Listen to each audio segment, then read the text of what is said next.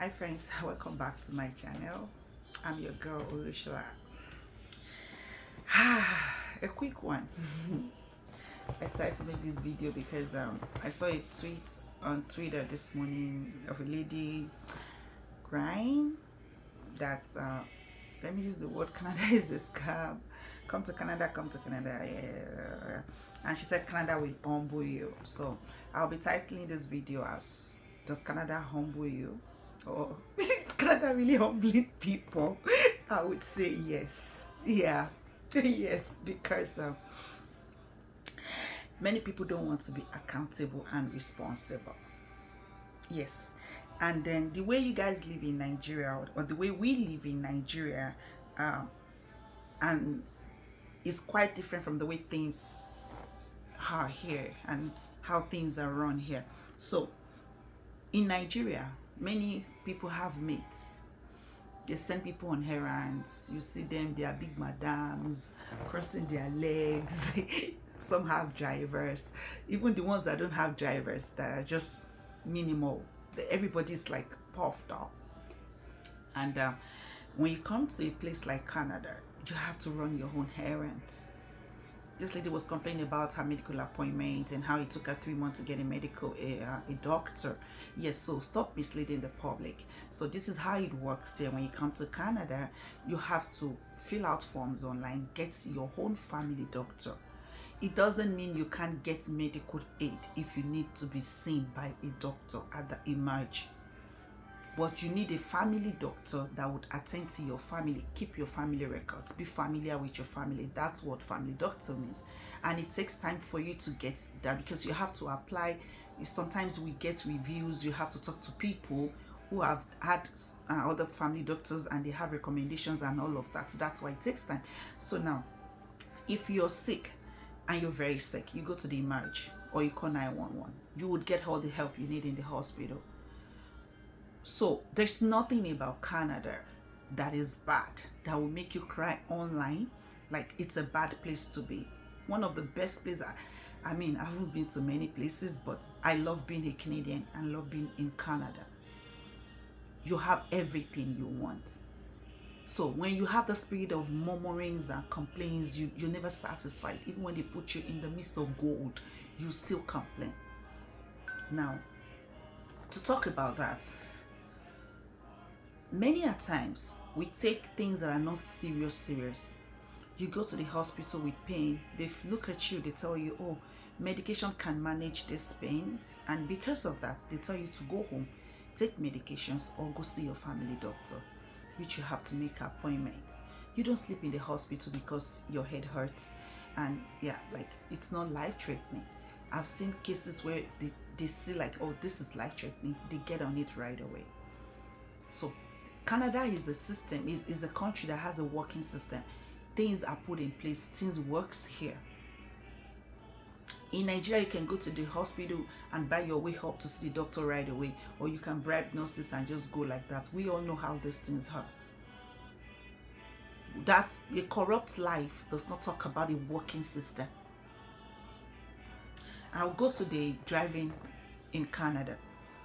I've heard of many people complaining about how they don't want to write the test. Oh, they have to write the test, they have to read a book, they have to do this, they complain.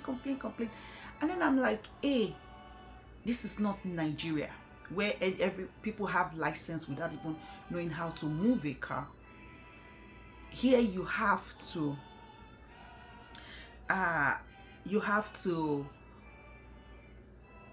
read the book. That book you're reading, if you don't pass the exam, it's just $15, but you have to pass the exam. And when you pass the exam, this would help you to get into the system of driving. So they expect you to get familiar with the system. And this is done to protect the citizen of the country. We have ruthless and reckless drivers in Canada. Everyone is eating out. Where there's no law, there's no sin. Let a Caucasian travel to Nigeria. I give him just 1 week, he will become lawless. Because everybody can always bribe their way up. So now, this is what I'm here to tell you today, is that things are done orderly. You need a driving license, you have to write the exam. When you're done writing the exam, after between a year, if you're getting class 5, then you would go for your road test. You don't drive properly, they'll fail you. That's the way it works. Nobody's going to bribe their way up. Now, I was shocked to hear recently that a guy said he paid to even get license in Canada. I'm like, Nigerians, this is what they are known for. I can't even believe it. So, which means maybe they know someone who is a Nigerian in the office now taking bribe from fellow Nigerians. This is how we destroy systems. A working system that is well built, you come in, you bring your corrupt mind into the system to destroy it. You have no good you want to add to them, no good value. And that's why you can't even embrace the good values that they're building their lives on. Because we always like it quick. That's all we do. Now,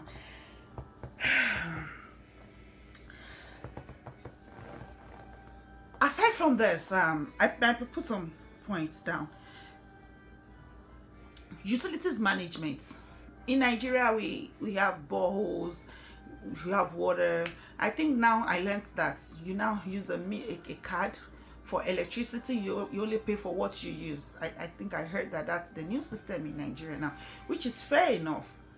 But this time people come to Canada because they are restrained from what they use, water and all of that. They'll be very careful. Now, let me give you an example. I've had people come from Nigeria into my house and I'll go like, can you please shut the lights off? Can you please don't leave the tap running? Because we pay for water. And you will see the attitude they will give you. Like you're complaining. And me, I know how to just keep quiet. I'll just keep quiet and just walk away. When the same people bought a house, I went visiting them. There was no lights on. It wasn't like they were not home. They were home. They were practically sitting in the dark. And I'm like, what is this? Like, really? So you can actually do this? And they say, Stashila is below. I said, oh, wow. So it's easy, sweet for you to help, to hurt others. You want to, you live with others. You want to, let me use the word, well, we don't have mercy. Yeah, abuse what they have. But when it comes to yourself, you want to protect yourself. You want your finances to be well managed, right? And I'm like, come on, put the lights on. I turned the lights on. He said, I even have the app. I have to monitor the bills. I'm like, oh, you don't know what you're doing. So that's who we are. And you come here, you complain. In Nigeria, you want to go out and feel like you are one special person on the street and everybody passing must like hail you specially. They must treat you specially. They have to like, and then that's how we are. But when you come to Canada, nobody sees you. You go out, it's just numb. And that's why they said Canada will humble you. It's not Canada humbling you. That is how we should live. Canada is teaching you sanity. It's teaching you how to live. In their churches, where Nigerians gather, you need to see the drama. The nonsense they do in carrying themselves, like that's how you see them in sections. I am in this. You see them like that. When you go to Caucasian churches where they have professors, you won't even know these people are like all of this. Isaac, can you please check? These people are like everything they've said to be now. Canada has got nothing on you. You have to be responsible. Another story. I gave a bank draft to someone, and I asked her, do you have a bank account? I mean, not bank account. So what bank do you use? She said, oh, Scotiabank. I'm like, okay. And you have to go pay the draft.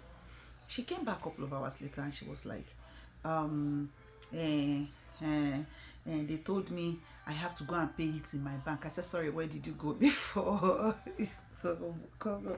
Where did you go before? She said, hey, I thought it was the bank that they wrote on the name. I said, oh my God. In my head, I'm like, do you need to be taught this? I don't like, I could not understand it. I'm like, how? How? How?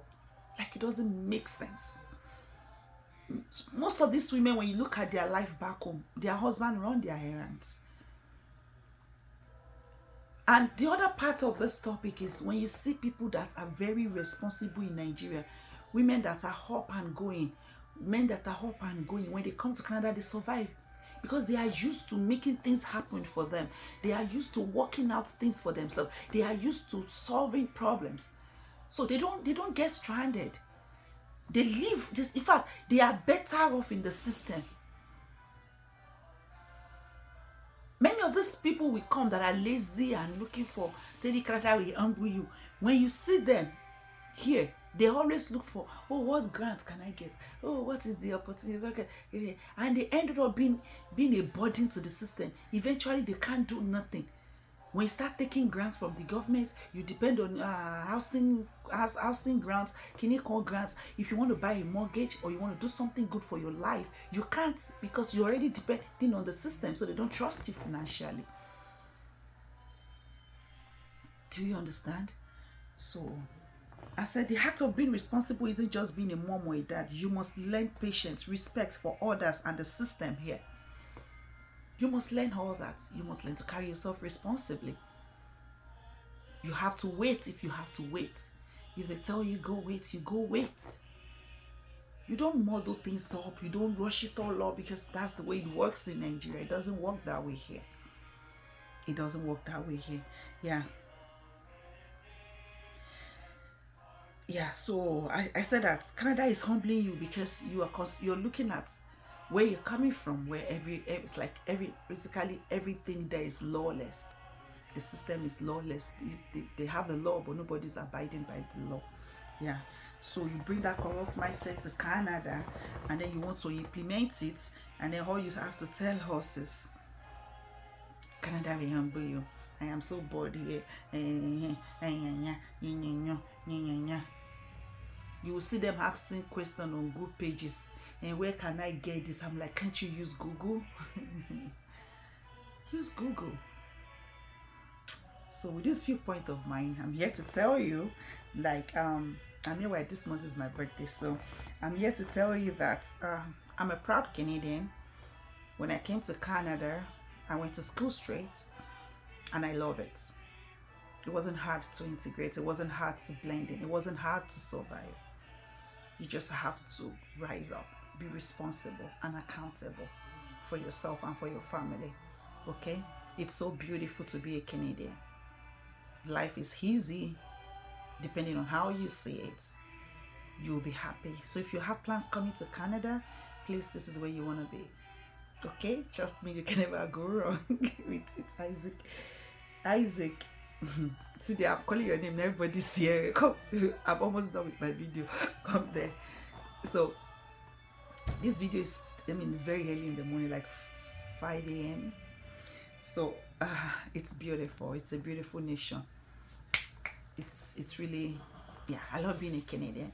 So, and I hope that you get that good news and you become a Canadian soon, okay? And please, when you come in, don't join them to complain. Jude 1, murmurers, complainers, they don't receive things from God. Be happy with the little you have. Be content, celebrate, rejoice. Just be you and enjoy the goodness of God, okay? And I love you guys all. Have a good weekend, okay? Thank you.